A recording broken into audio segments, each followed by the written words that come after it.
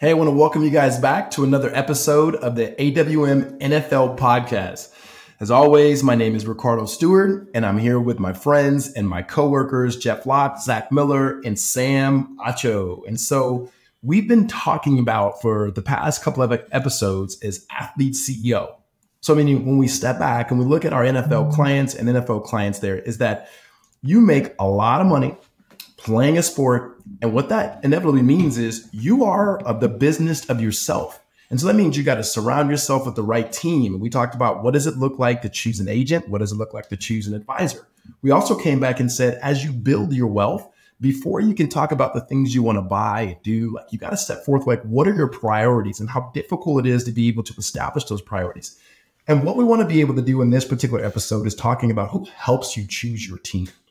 And mainly we think about those individuals that are coming out of college into the draft, and even the individuals that are currently in the NFL that are building out their team as they get to their second contract. And it's going, what part does family play as you begin to make these decisions? And so I'm going to start first with the mayor himself, the smile himself, the personality himself, the man who has a pool table behind him, Sam Acho.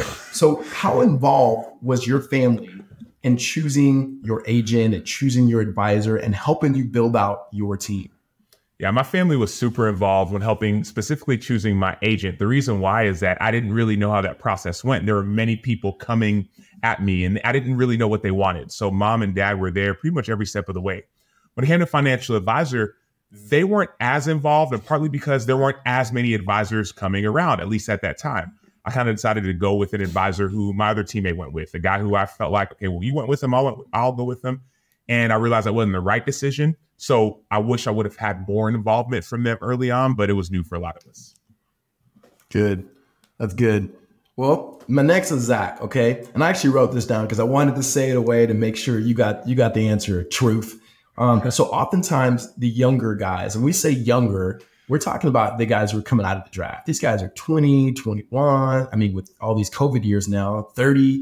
And so they're coming out of college into the draft, and like they rely heavily on their family and their parents. What are the pros, and maybe what are some of the potential pitfalls in having the involvement of your family?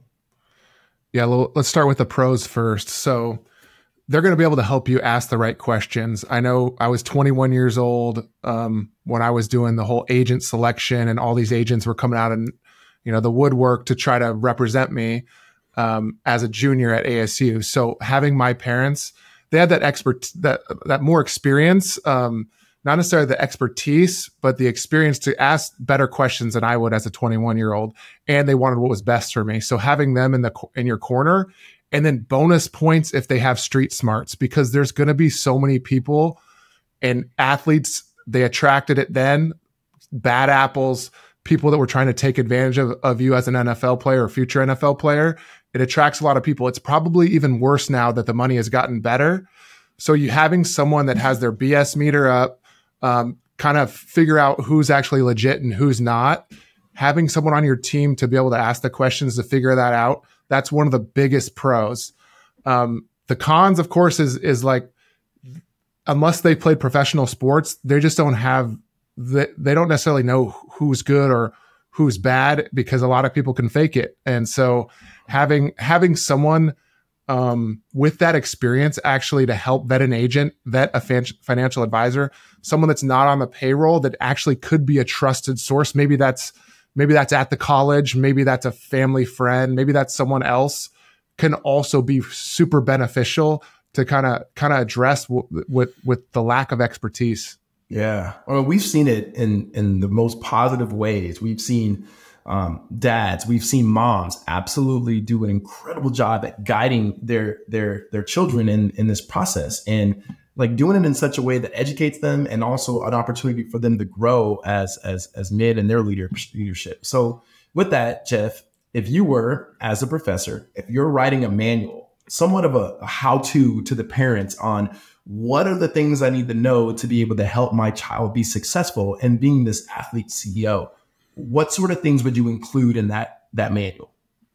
Yeah, I'd really have two main chapters, right? The first one is exactly what Sam and Zach just touched on. Like, your kid has no life experience of filtering out people and their incentives and what they actually want from you, how they actually get paid, all the little things that go into just dealing with people in your life. Right? As an adult, as a parent, you've had to do that for decades now, and your kid just hasn't had to do it yet. So you got to be there to help them filter people and understand that.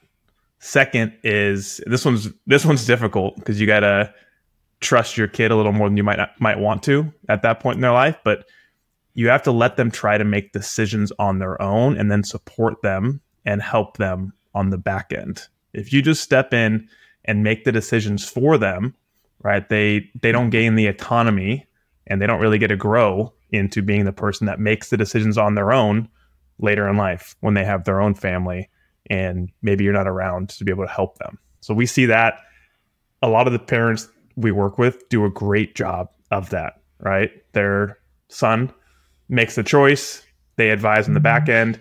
Mistakes might be made, but they can all be corrected, and that's how you learn as a new athlete. So Zach, I'm going to ask you somewhat of the flip. If Jeff is writing to the parent, okay, here's what you can expect when working with your child and allowing your child to grow and make really good decisions. What's the flip side? As a player, what should the player expect when it comes to working with, listening to, getting guidance from their mom or dad or auntie or grandma or uncle, whoever it is that they allow in their family to give that guidance? Yeah, I think the younger you are, the more you can rely on that.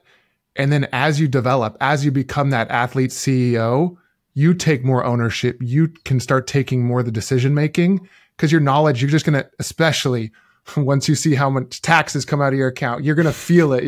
That money's going to hit your account. Now you have that responsibility, or you should take on that responsibility to, hey, let me take over some of the decision making. I have more experience. Yes, I'll make some mistakes here and there.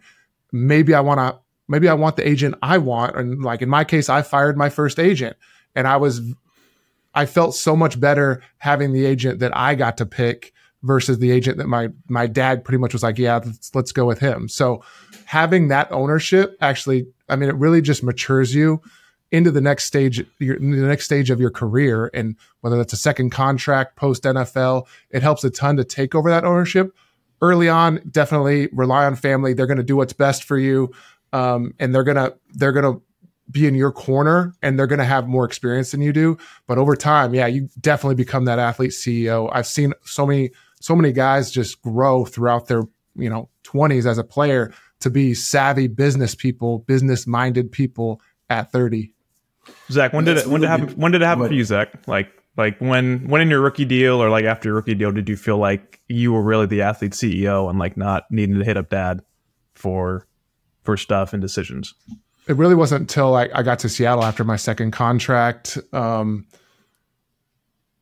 The experience, what I gained along the way, certainly helped me mature. And then just doing all the things that come in life, getting married, having my own family, having, bought a second, gone through the home buying process once and then into the second time, then seeing my kind of wealth, my net worth grow, and then saying, all right, like I got a chance at some serious money here. And so all that, plus I've always been into the money side of things, plus the responsibility side that like, I never wanted to rely on my parents, but I mean, at an early stage, of course I was going to, but as soon as I could, having all those decisions, like I want it to be on me. Like I want my success to be determined by what I do and what I can control, not relying on someone else. I think that's good insight from you, Jeff. And I think that's good insight from you, Zach. The both of you guys have played, in the NFL. And I think that wisdom is helpful. Sam, you've also had a 9-year career. You've also relied on your family. And what would you be able to add to some of the things that Jeff and Zach says as we begin to wrap this up? The first thing I think about is this idea of it being a team, especially early on. As a parent, you have an opportunity, and some may even say an obligation, to help guide, lead, and help direct your child. But on the flip side, you've been raising your child, you know your child, and you actually know that they have the ability and the capacity to make good decisions. And so your guidance, so you being a shepherd, is so helpful and so critical, especially when it comes to them making decisions but also as you are on the ancillary and spending time with people who may be agents who may be having conversations with you, or maybe as you were doing recruiting visits and the recruiters or the coaches would have these different conversations. So it's actually a benefit to be a team in that regard and say, you know what, I know my son. I know what he cares about. But at the same time, I know who he is. And if I believe that I raised him in the way that I raised him, then he's going to make the right decision. I'll be able to step in at times, but also let him grow as he makes different decisions. And so it's almost like this idea of being a resource based off of your life experience to help the people who are around your family or your son, help them get to know him even more. So what we would say to you as the athlete, we're always standing on somebody's shoulders. And so if it's your family, to be able to get an opportunity to see further, stand on their shoulders and lean on them. All right. There's going to be a moment where those shoulders, you become the shoulders that your kids are standing on, as Zach said. To the parents, if you want more resources, if you want to know, okay, what are the questions should I be asking agents? What are the questions that I should be asking advisors? What are the questions I should be asking my son? We would love to provide those resources for you. Feel free to just shoot us a text at 602-989-5022. As the athlete, if you have questions and you want resources, please reach out to us, 602-989-5022.